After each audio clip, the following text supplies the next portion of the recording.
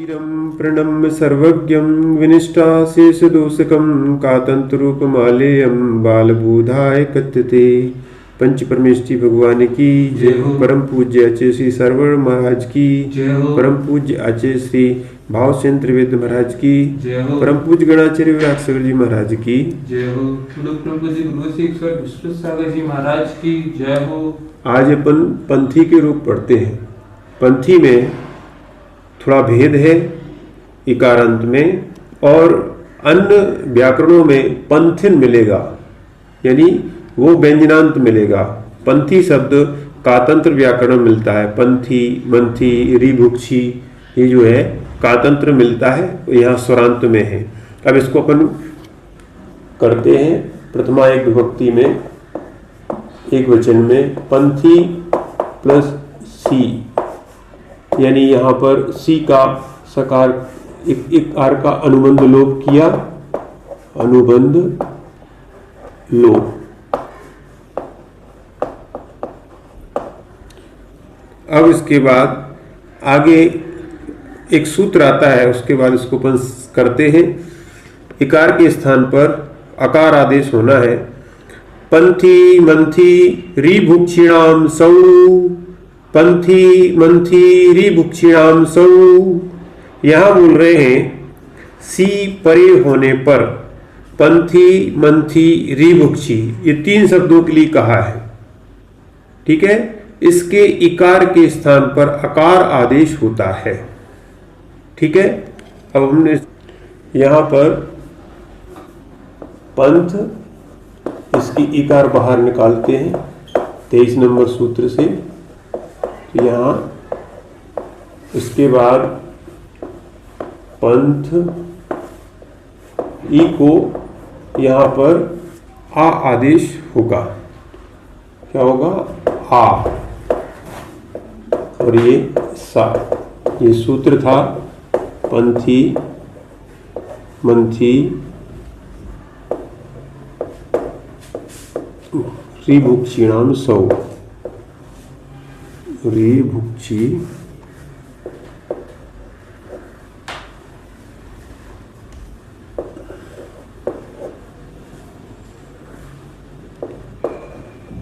क्षीणाम सौ, सूत्र नंबर 185। ये आकार हुआ। अब इसको पर क्या बन जाएगा? पंथा। ठीक है, पंथा बन जाएगा। क्या बन जाएगा? पंथा बन जाएगा। और यहाँ 25 नंबर सूत्र लगा। और अगर इसमें देखें, ये जो विसर्ग हो गया है रेप्सो विसर्जनीय।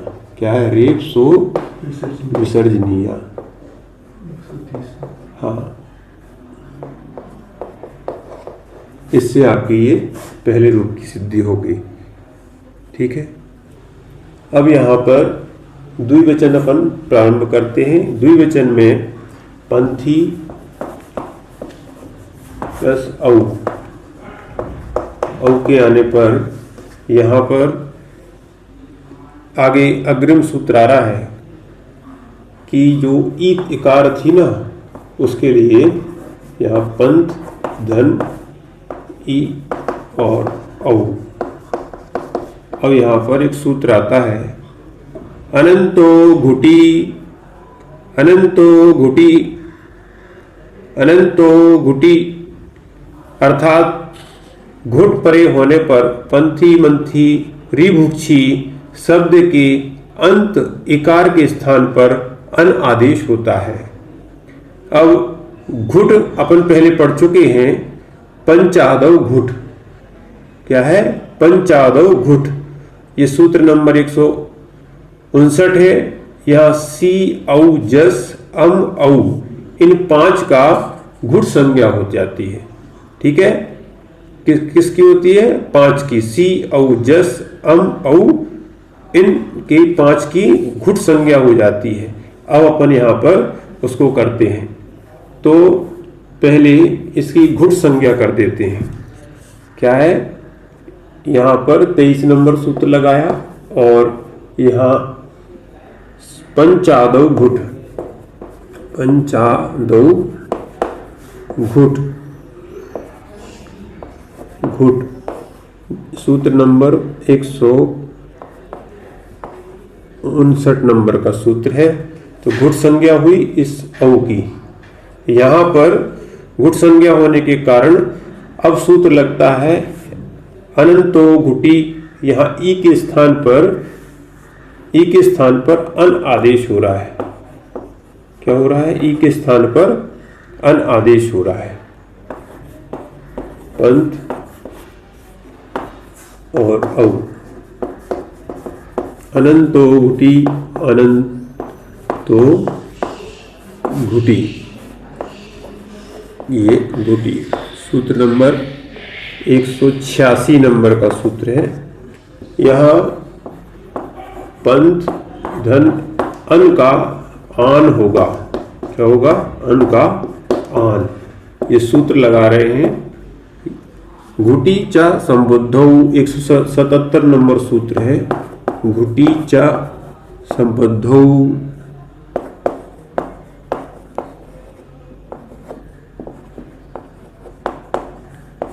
177 नंबर सूत्र से यहाँ पर आन हो गया।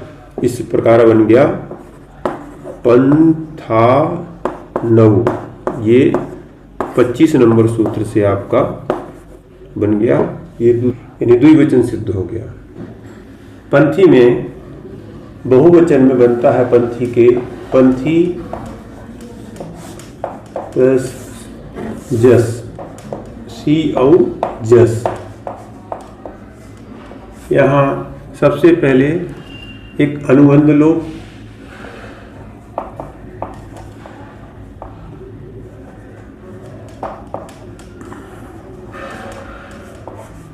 एक अनुबंध लोप हुआ, यानी जा का लोप हुआ।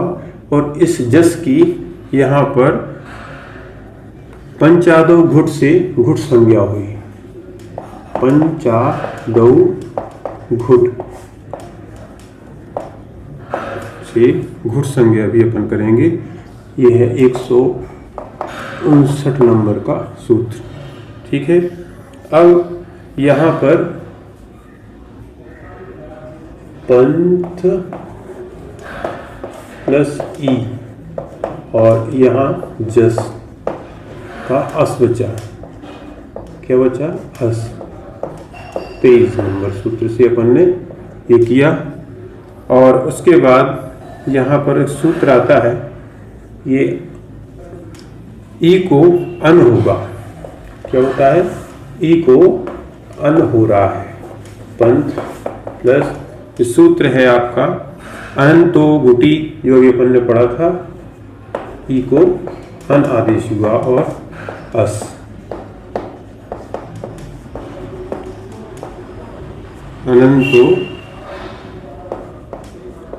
अनंत तो घुटी। ये सूत्र नंबर है 186। ठीक है। इसके बाद यहाँ पर घुट होने के कारण पंथ इस अन का आन, यानी इसको दीर्घ हो जाएगा आपको आन प्लस हस। सूत्र अपन ने जो 87 नंबर जो पढ़ा था, 177 नंबर है 100। घुटी चा संबद्धो, घुटी चा संबद्धो।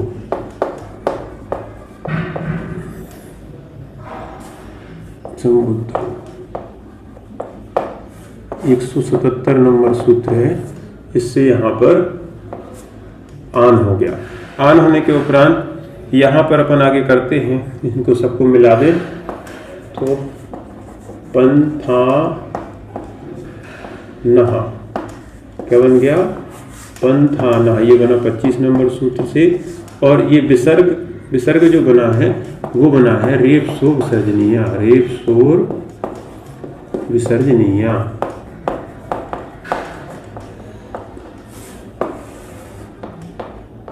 इस 130 नंबर सूत्र है ये। इस प्रकार आपका क्या बन गया? पंथा।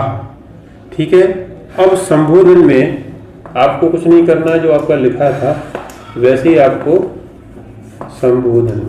संबोधन में प्रथमा में हे, एक वचन में पंथा, द्विवचन में हे पंथानौ,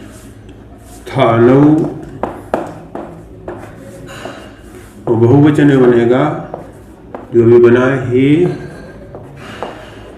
पंथानः। इस प्रकार से ये आपके संबोधन हो गए। यहां पर द्वितीय विभक्ति का एक वचन आया। द्वितीय विभक्ति के एक वचन को थोड़ा विशेष रूप से समझने की आवश्यकता है। यहाँ द्वितीय विभक्ति में पंथी धन अम, पंथी धन अम में इसको सबसे पहले इदुदग्नि, अग्नि संज्ञा की।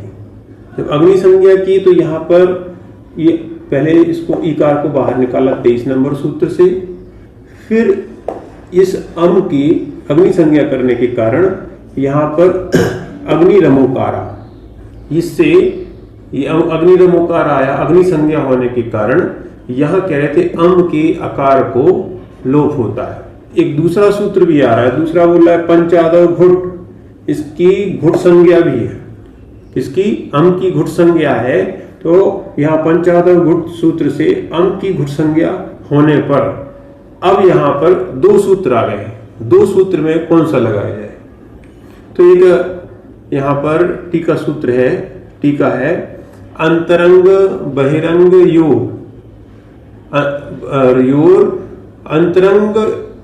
अंतरंगो विधि बलवान, यानी अंतरंग और बहिरंग जब दो सूत्र होते हैं तो उसमें अंतरंग और बहिरंग में अंतरंग विधि बलवान होती है। तो अंतरंग का अर्थ है पंथी के ई को, ये पंचादव घुट किससे आएगा? इसके लिए पंथी के ई को यहाँ पे अन होना है, अनंतो घुटी से एक, और दूसरा है ये अम का आकार का लोप होना है अग्नि रमोकारा से। तो एक तो ये यहां पर ये बता रहे हैं कि अंतरंग कार्य अनंतो घुटी सूत्र से होगा। किससे होगा? अनंतो घुटी से अंतरंग होना है और अग्नि रमोकारा से बहिरंग होना है। तो यहां बता रहे हैं अंतरंग और बहिरंग विधि में अंतरंग विधि बलवान होती है, इसीलिए यानी ये हो गया आपका अंतरंग। क्या हो गया? अंतरंग। और ये होता हम जो है हम का आकार का लोप होना था, ये होगा बहिरंग। इसको अच्छे समझना। और एक और इसमें परिभाषा लिखी है, उसको अपन समझ लें। अंतरंग विधि किसे कहते हैं? अल्प शब्दों के आश्रित रहने वाले सूत्र को अंतरंग कहते हैं। तो ये एक अल्प, ठीक है। और बहिरंग कैसे कहते हैं? तो बहुत शब्दों के आश्रित रहने वाले सूत्र को बहिरंग कहते हैं। तो इसमें कम अक्षर है और इसमें ज्यादा अक्षर है, इसमें इससे भी लगाया जाता है। तो यहाँ पर अपन ये भी कह सकते हैं कि हमें ये भी समझ में आया था अंतरंग, क्योंकि ईकार लगा हुआ है तो सूत्र से लिया है। अंतरंग इसमें कम शब्द है और यहाँ इसमें ज्यादा शब्द है, इसीलिए अंतरंग विधि होगी। तो यहाँ पर ई को क्या हो गया? इस ई को अन आदेश हो जाएगा, अम का लोप नहीं करेंगे। क्या नहीं करना?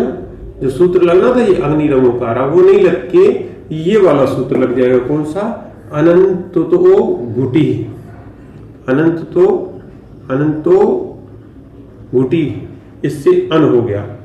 जब घुट हुई, घुटो हुआ तो घुटी च संबद्धों से इस इस आकार को दीर्घ कर दिया यहाँ, ठीक है। घुटी च संबद्धो। अब 25 नंबर सूत्र से इन सबको अपन ने मिला दिया तो ये बन गया पंथानम। इस प्रकार आपका द्वितीय एक वचन पूर्ण हुआ।